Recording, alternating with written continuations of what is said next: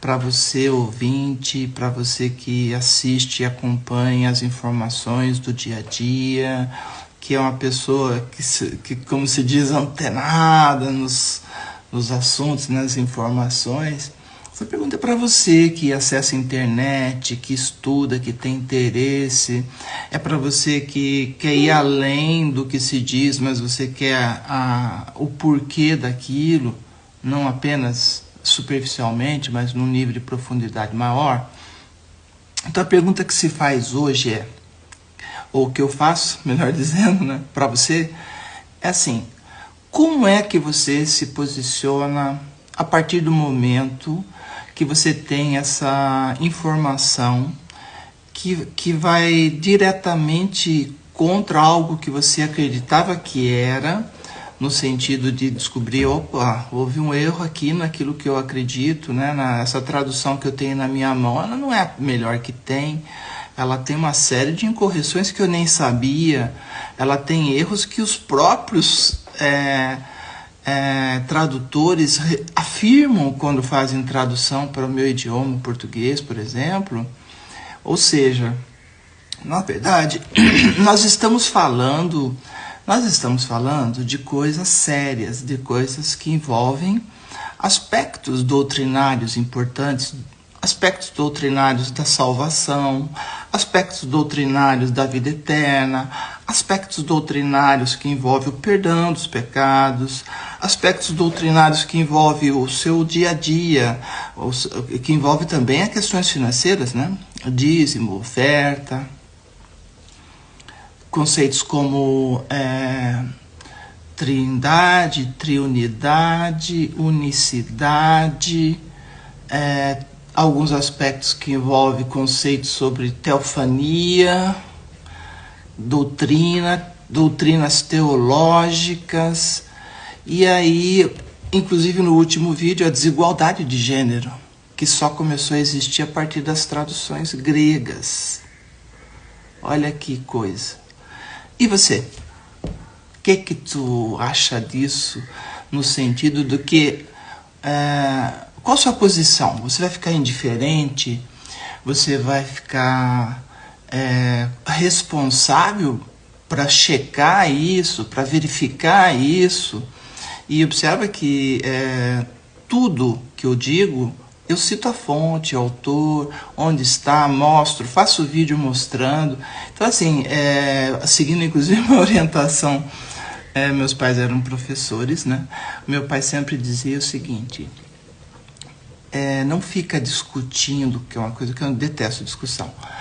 Simplesmente mostre os fatos, mostre a fonte daquilo que você está falando, mostre visualmente para as pessoas aquilo que é a fonte do que você afirma. A partir daí, e mais recentemente, mostra a lei, né? Porque a partir daí você tem uma posição mais clara, porque você se rende ao argumento do fato, não da interpretação do fato, veja a diferença, né?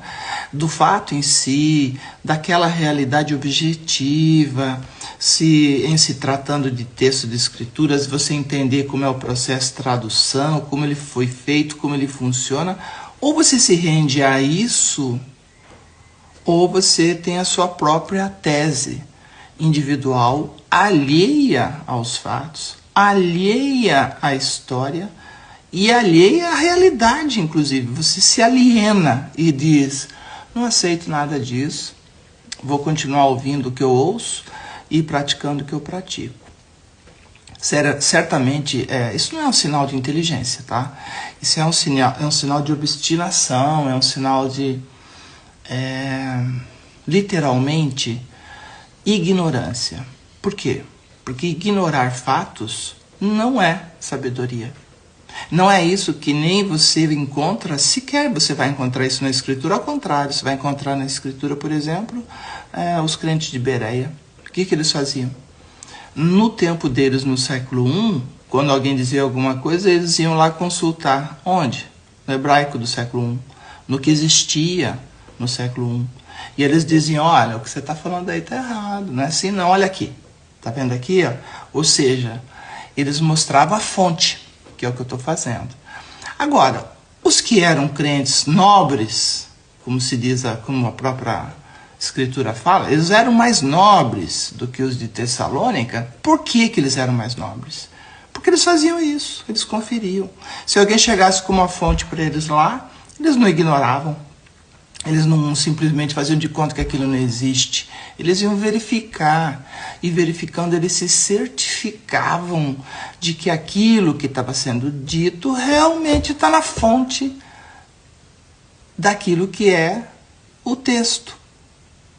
Como eu só mostro fontes para vocês, eu tenho uma pergunta a fazer.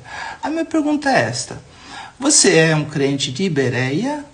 Ou você simplesmente é um crente que não está disposto a ouvir? Você não está disposto a ouvir? Você vai ficar com uma única fonte falando para você até o último dos seus dias e não vai checar nada, não vai verificar nada? Como é?